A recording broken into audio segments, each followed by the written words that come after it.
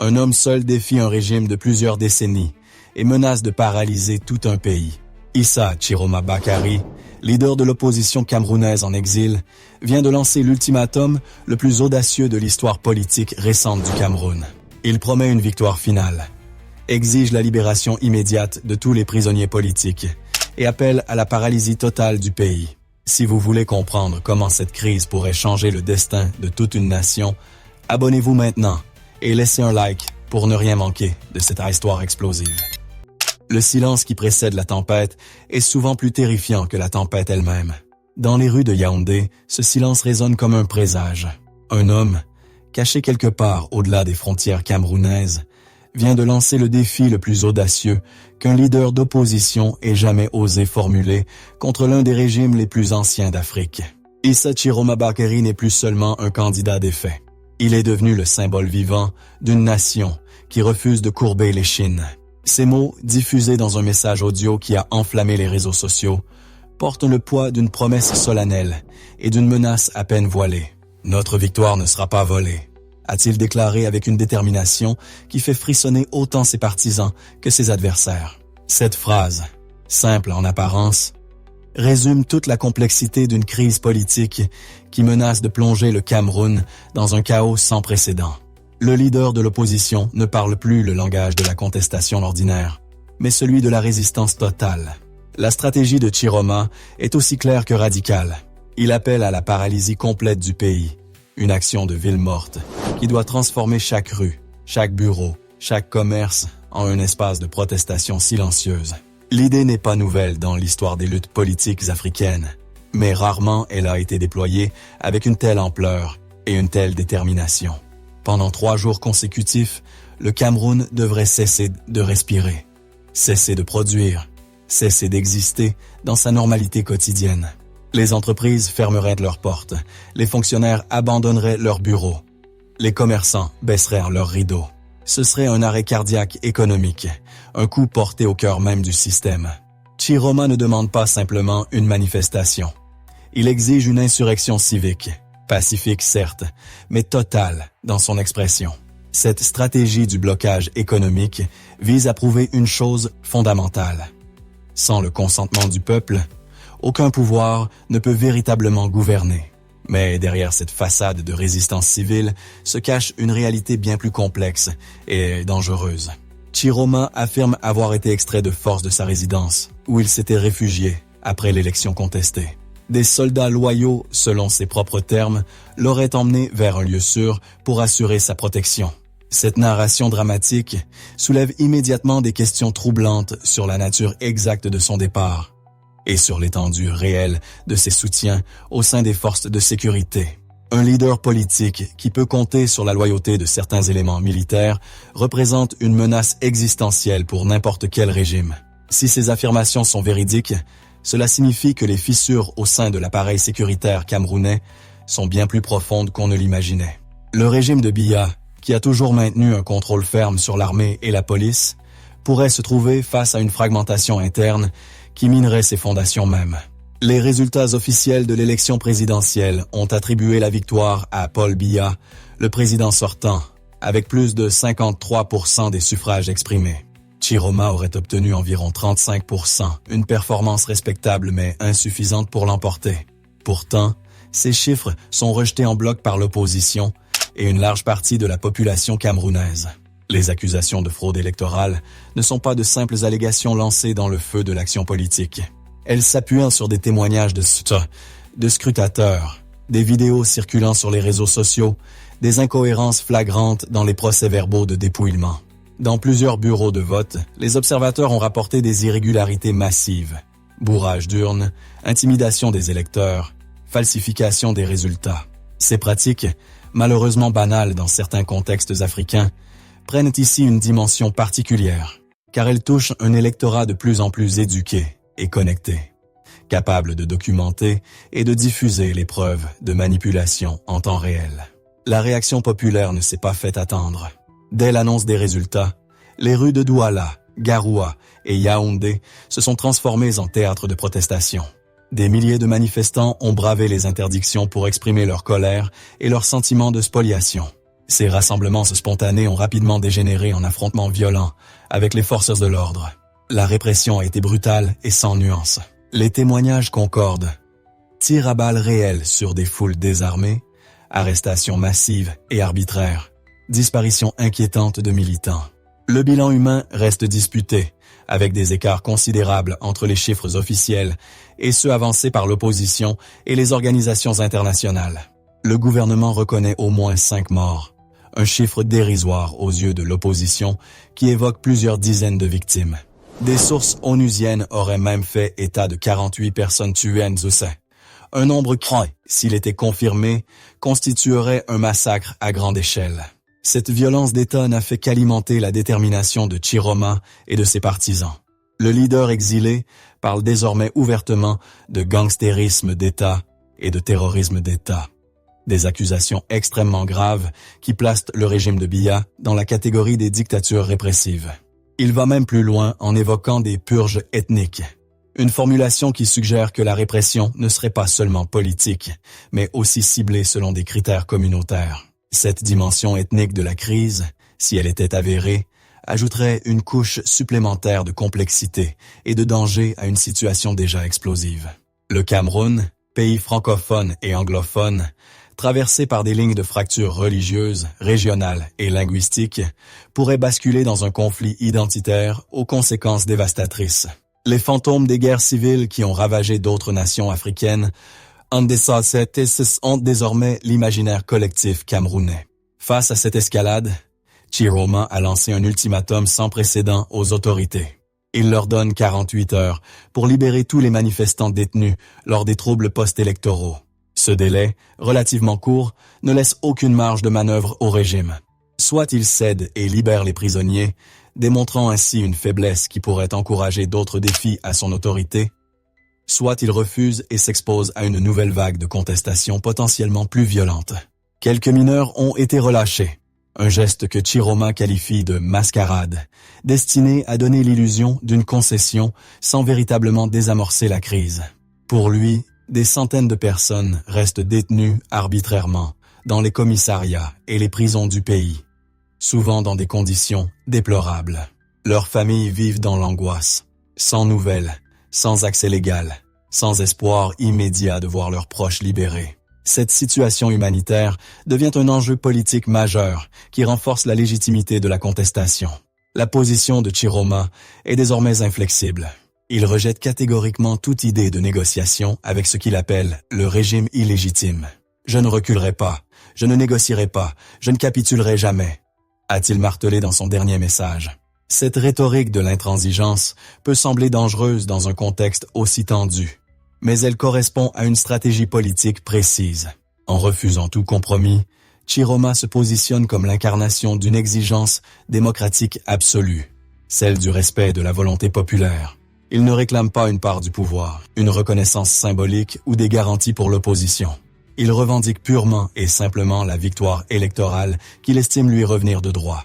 Cette approche maximaliste ne laisse aucun espace pour une solution intermédiaire. Aucune porte de sortie honorable pour le régime en place. C'est une stratégie du tout ou rien qui pourrait mener soit à un changement révolutionnaire, soit à un écrasement définitif de l'opposition. Le discours de Chiroma résonne bien au-delà des frontières camerounaises. Dans la diaspora, des milliers de Camerounais expatriés suivent avec passion et angoisse l'évolution de la situation. Certains organisent des manifestations de soutien devant les ambassades, d'autres collectent des fonds pour aider les familles des victimes et des détenus. Cette mobilisation internationale donne à la contestation une dimension nouvelle, rendant plus difficile pour le régime de contrôler le narratif et d'étouffer l'information. Les réseaux sociaux jouent un rôle crucial dans cette bataille médiatique, permettant aux opposants de contourner la censure et de diffuser leurs messages directement auprès d'un public mondial. Chaque vidéo de violence policière, chaque témoignage de répression devient immédiatement viral, créant une pression morale et diplomatique sur le gouvernement camerounais. Cette guerre de l'information devient aussi importante que les affrontements dans les rues. L'enjeu ultime de cette confrontation dépasse largement les ambitions personnelles de Chiroma ou la survie politique de Biya. C'est l'avenir même de la démocratie camerounaise qui se joue dans ces journées cruciales. Le pays se trouve à un carrefour historique, face à un choix fondamental entre la perpétuation d'un système autoritaire vieillissant et l'émergence d'une véritable alternance démocratique. La manière dont cette crise sera résolue déterminera le destin politique du Cameroun pour les décennies à venir. Si la répression l'emporte, le pays s'enfoncera probablement dans un cycle de violence et d'instabilité chronique. Si la contestation triomphe, elle ouvrira peut-être la voie à une transformation profonde des structures de pouvoir. Entre ces deux extrêmes, l'incertitude règne, et chaque acteur politique, chaque citoyen camerounais doit faire face à ses responsabilités dans ce moment décisif de l'histoire nationale. Le deuil national que Chiroma vient de déclarer n'est pas un simple geste symbolique ou une manœuvre politique de plus dans l'arsenal de la contestation. C'est un acte de commémoration profondément chargé d'émotions et de sens, destiné à honorer la mémoire de ceux qui sont tombés en défendant leurs convictions démocratiques. Ces victimes, que Chiroma appelle les martyrs de la cause, ne sont pas des soldats tombés au combat ou des militants armés. Ce sont des citoyens ordinaires, souvent jeunes, parfois même des adolescents, qui ont osé descendre dans la rue pour exprimer leur désaccord avec un système qu'ils jugent corrompu et illégitime. Leurs noms commencent à circuler sur les réseaux sociaux, accompagnés de photos souriantes prises avant le drame, de témoignages bouleversants de proches effondrés. Chaque visage raconte une histoire interrompue, un avenir brutalement annulé par une balle tirée au nom du maintien de l'ordre. Ces morts ne sont pas des statistiques, ce sont des fils, des filles, des frères, des sœurs, dont l'absence déchire des familles entières. La journée de deuil national que Chiroma a proclamée devrait voir le Cameroun tout entier s'arrêter pour pleurer collectivement ces disparus. Toutes les entreprises, toutes les administrations publiques, tous les services doivent suspendre leurs activités. Ce n'est pas simplement une grève ou un mouvement de protestation classique. C'est un moment de recueillement national. Une pause dans le tumulte quotidien pour se souvenir et réfléchir. Les fidèles de toutes les confessions religieuses sont invités à se rassembler dans leurs lieux de culte respectifs pour des prières communes. Chrétiens, musulmans, croyants de toutes traditions spirituelles doivent unir leurs voix dans une supplication collective pour la paix et la justice. Cette dimension interconfessionnelle est essentielle dans un pays où les divisions religieuses peuvent facilement être instrumentalisées à des fins politiques. En appelant à l'unité dans la prière, Chiroma tente de construire un front commun qui transcende les appartenances communautaires. Le point culminant de cette journée de deuil devrait être une minute de silence, observée simultanément par toute la nation à midi précis. Ce moment de communion silencieuse, qui devrait s'étendre jusqu'aux Camerounais de la diaspora dispersés aux quatre coins du monde, vise à créer un puissant sentiment d'unité nationale autour de la mémoire des disparus. Imaginez des millions de personnes, dans des fuseaux horaires différents, suspendant leurs activités au même instant pour honorer les mêmes martyrs. Cette synchronisation symbolique transforme une souffrance individuelle et familiale en une expérience collective nationale. Elle matérialise visuellement et émotionnellement l'idée d'une communauté camerounaise unie par-delà les frontières et les divisions. Pour Chiroma, cette minute de silence n'est pas seulement un hommage aux morts. C'est aussi un acte de résistance, une démonstration de force qui prouve que l'opposition peut mobiliser la nation entière malgré la répression. Au-delà du symbolisme, Chiroma a annoncé des mesures concrètes pour soutenir les familles des victimes. Un fonds d'aide aux victimes doit être créé pour apporter une assistance financière et matérielle aux proches de ceux qui ont été tués ou emprisonnés lors des troubles post-électoraux. Cette initiative pragmatique répond à un besoin réel et urgent. Beaucoup de familles ont perdu leur principal soutien économique, que ce soit par la mort ou l'incarcération d'un membre actif. Certaines doivent maintenant faire face à des frais funéraires considérables.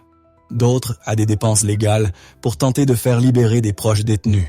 Le fonds proposé par Chiroma vise à alléger ce fardeau financier tout en créant une structure de solidarité durable au sein du mouvement d'opposition. Il s'agit aussi d'un message politique fort. L'opposition ne se contente pas de condamner la répression.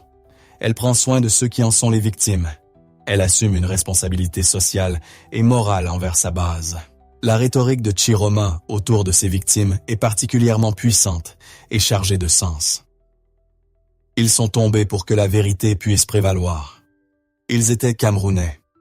Ils ont été nos martyrs, déclare-t-il avec une gravité qui sacralise leur sacrifice. En les qualifiant de martyrs, il ne fait pas simplement référence à leur mort tragique. Il leur confère un statut quasi religieux, les élevant au rang de héros nationaux qui ont donné leur vie pour une cause supérieure. Cette martyrologie politique est une stratégie ancienne, mais toujours efficace de mobilisation collective.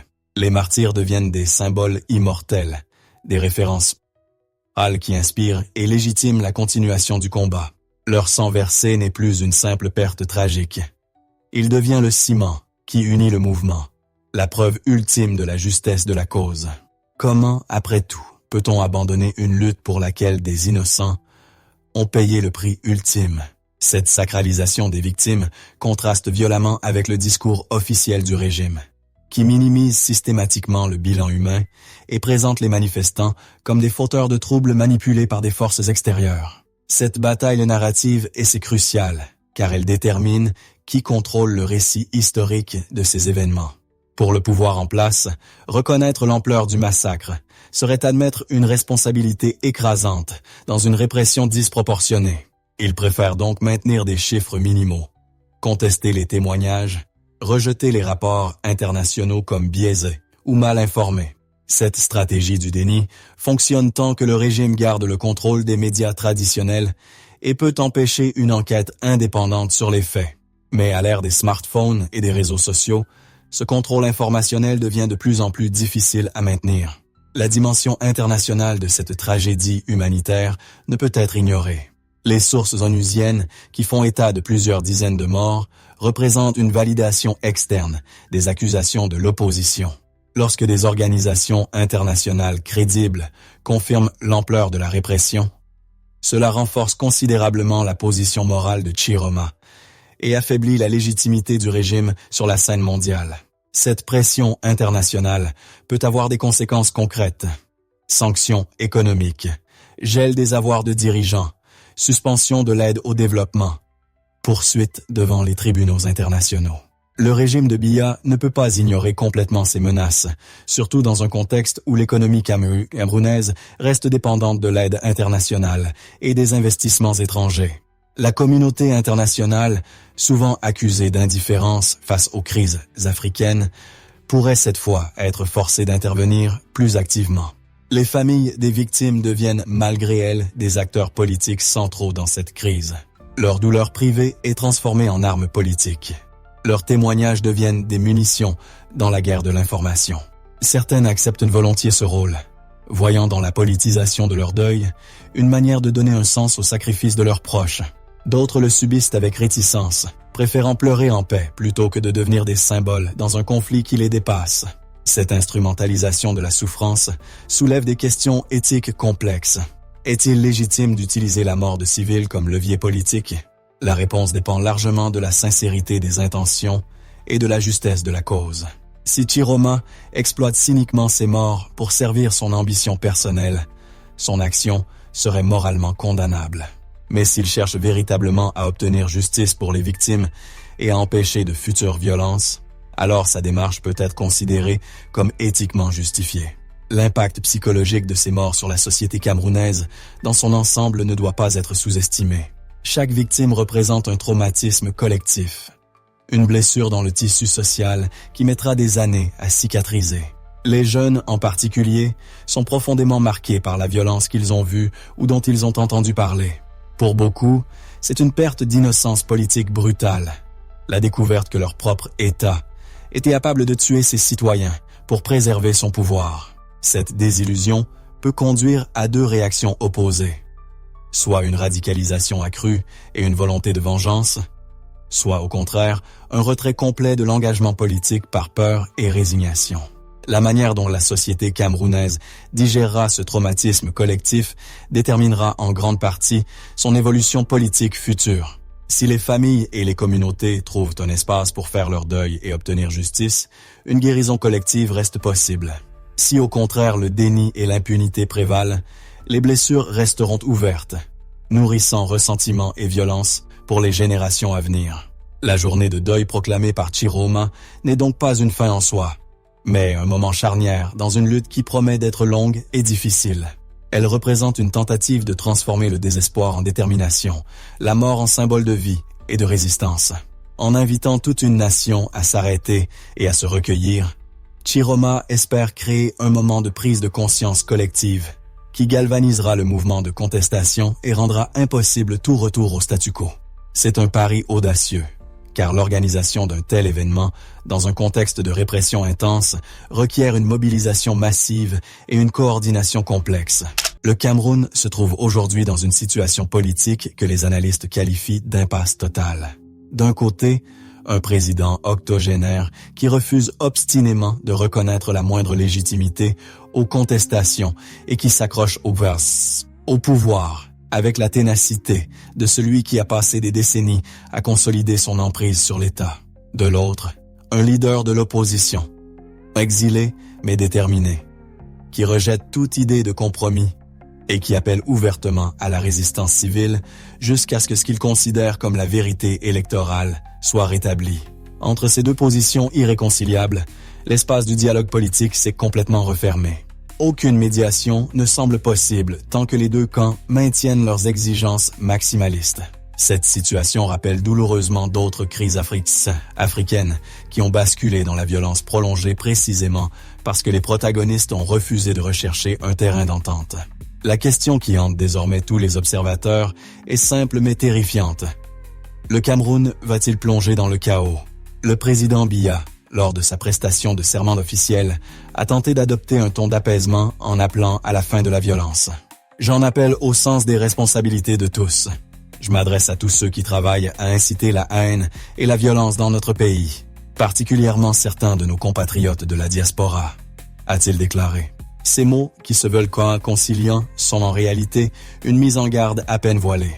En ciblant spécifiquement la diaspora, Biya suggère que la contestation est alimentée par des forces extérieures, des Camerounais déconnectés de la réalité du pays qui agitent dangereusement la situation depuis leur refuge confortable à l'étranger. Cette rhétorique du complot externe est classique dans les régimes autoritaires qui cherchent à délégitimer l'opposition en la présentant comme antinationale ou manipulée. Elle permet aussi de justifier une répression accrue en la présentant comme une défense de la souveraineté nationale contre des ingérences étrangères. Biya a également mis en garde contre les dangers d'une crise post-électorale aux conséquences potentiellement dramatiques, comme on l'a vu ailleurs. Cette référence implicite à d'autres pays africains qui ont sombré dans la guerre civile après des élections contestées n'est pas anodine. Elle contient à la fois un avertissement sincère sur les risques réels de conflagration et une menace à peine déguisée.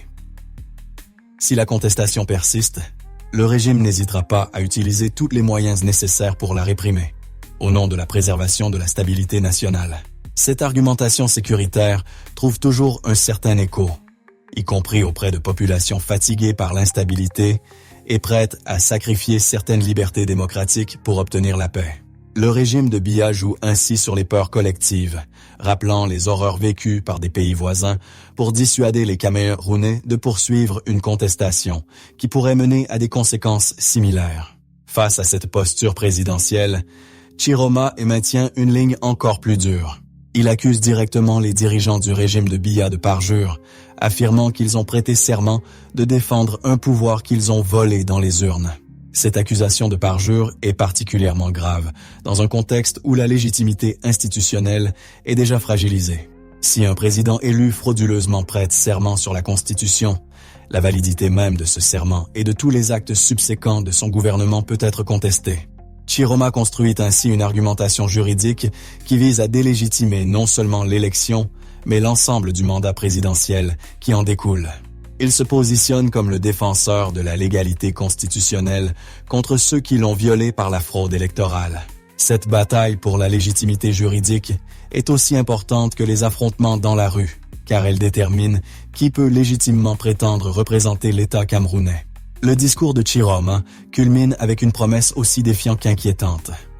Son mandat sera défendu, à n'importe quel prix, au nom de la justice, de la dignité et de l'avenir du Cameroun. Cette formulation du n'importe quel prix laisse planer une ambiguïté dangereuse. Jusqu'où est-il prêt à aller? S'engage-t-il uniquement dans une résistance civile pacifique ou envisage-t-il d'autres formes de lutte? Cette question est d'autant plus préoccupante qu'il a fait référence à des soldats loyaux qui l'auraient aidé à quitter sa résidence. Si une partie de l'appareil sécuritaire le soutient effectivement, le risque d'une confrontation armée entre factions rivales devient réel. Le Cameroun pourrait alors basculer, non pas simplement dans une crise politique, mais dans un conflit militaire interne aux conséquences dévastatrices. Cette perspective horrifie la population civile qui serait prise entre deux feux et paierait le prix le plus lourd d'un affrontement qu'elle n'a pas choisi. La dimension régionale et ethnique de la crise ajoute une couche supplémentaire de complexité. Le Cameroun est un État artificiellement unifié, résultat de l'histoire coloniale qui a rassemblé des populations aux identités distinctes. Les tensions entre anglophones et francophones persistent depuis des décennies. Les régions du Nord et du Sud ont des intérêts économiques divergents. Et les appartenances ethniques continuent de jouer un rôle important dans la vie politique. Dans ce contexte fragmenté, une crise politique nationale peut rapidement dégénérer en conflits identitaires multiples. Les accusations de Chiroma concernant des purges ethniques dans la répression gouvernementale sont particulièrement explosives. Si certains groupes ethniques se perçoivent comme ciblés spécifiquement, ils pourraient s'organiser selon des lignes communautaires pour se défendre, créant ainsi des milices ethniques et transformant la contestation politique en conflit identitaire. Cette libanisation du conflit camerounais serait la pire issue possible, condamnant le pays à des années de violence intercommunautaire. L'ultimatum lancé par Chiroma concernant la libération des détenus représente un test crucial des intentions réelles du régime. En exigeant la liberté de tous les prisonniers politiques dans un délai très court, il place les autorités face à un choix impossible. Céder complètement serait interprété comme un signe de faiblesse qui encouragerait d'autres défis. Mais refuser totalement pourrait déclencher une nouvelle vague de violence encore plus intense que la précédente. La libération partielle de quelques mineurs, que Chiroma qualifie de farce, suggère que le régime tente une voie médiane, faisant des concessions minimales dans l'espoir d'apaiser temporairement la situation sans vraiment céder sur l'essentiel. Cette stratégie du donnant-donnant minimal est classique dans les régimes autoritaires, mais elle fonctionne rarement face à une opposition radicalisée qui exige des changements fondamentaux plutôt que des ajustements cosmétiques. Au-delà des postures politiques, la réalité quotidienne des Camerounais ordinaires devient de plus en plus difficile. L'instabilité politique a des conséquences économiques directes. Les investisseurs hésitent. Les commerces ferment par peur ou par solidarité avec les mouvements de protestation. Les travailleurs perdent leurs revenus lors des journées ville morte. La population se retrouve prise en otage entre un régime répressif et une opposition qui appelle à la paralysie économique.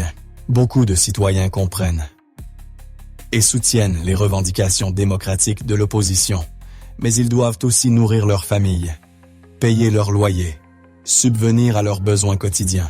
Cette tension entre idéaux politiques et nécessités matérielles crée des dilemmes individuels douloureux et pourrait finalement éroder le soutien populaire à la contestation si celle-ci se prolonge sans résultat tangible. L'opposition doit donc trouver un équilibre délicat entre maintenir la pression sur le régime et ne pas épuiser la patience de sa base populaire. La communauté internationale observe cette crise avec une attention croissante, mais reste largement impuissante à la résoudre. Les appels au dialogue lancés par diverses chancelleries et organisations régionales se heurtent au refus de Chiroma de négocier avec ce qu'il considère comme un régime illégitime. Les médiateurs potentiels, qu'ils soient africains ou internationaux, peinent à trouver une formule qui permettrait d'entamer des pourparlers sans que cela ne soit perçu par l'une ou l'autre partie comme une capitulation. L'Union africaine, qui a développé des mécanismes de gestion des crises électorales sur le continent, pourrait jouer un rôle. Mais sa crédibilité est souvent limitée par le fait qu'elle est composée de dirigeants dont beaucoup ont eux-mêmes des pratiques démocratiques douteuses. Comment des présidents qui manipulent régulièrement les élections dans leur propre pays pourraient-ils condamner de manière crédible de telles pratiques ailleurs? Cette hypocrisie structurelle de la gouvernance africaine limite considérablement l'efficacité des mécanismes régionaux de résolution des conflits. Malgré ce tableau sombre, des lueurs d'espoir persistent. L'engagement civique manifesté par des milliers de Camerounais qui risquent leur vie pour défendre des principes démocratiques témoigne d'une vitalité de la société civile qui dépasse les clivages traditionnels. Des jeunes, des femmes, des intellectuels, des travailleurs ordinaires s'impliquent dans ce combat pour la démocratie, avec une passion et une détermination qui suggèrent que le Cameroun ne retournera pas facilement au statu quo ante. Même si la crise actuelle se terminait par une victoire du régime autoritaire, quelque chose d'irréversible s'est produit dans la conscience collective camerounaise. Une génération entière a découvert son pouvoir potentiel de contestation et de résistance. Cette prise de conscience politique, nourrie par les sacrifices des martyrs et l'expérience de la mobilisation collective, constituera un héritage durable qui façonnera l'avenir politique du pays, quelles que soient les issues immédiates de la crise actuelle. Le Cameroun se trouve à un tournant historique et personne ne peut prédire avec certitude dans quelle direction il finira par tourner. Merci pour tous vos commentaires. Ils enrichissent le débat sur cette crise qui secoue le Cameroun. N'oubliez pas de laisser un like si cette analyse vous a éclairé. Chiroma a promis de défendre son mandat à n'importe quel prix. La question qui reste sans réponse est terrifiante. Jusqu'où ira-t-il vraiment? Et que se passera-t-il si le régime refuse de céder? Le compte à rebours a commencé, et personne ne sait comment cette confrontation se terminera.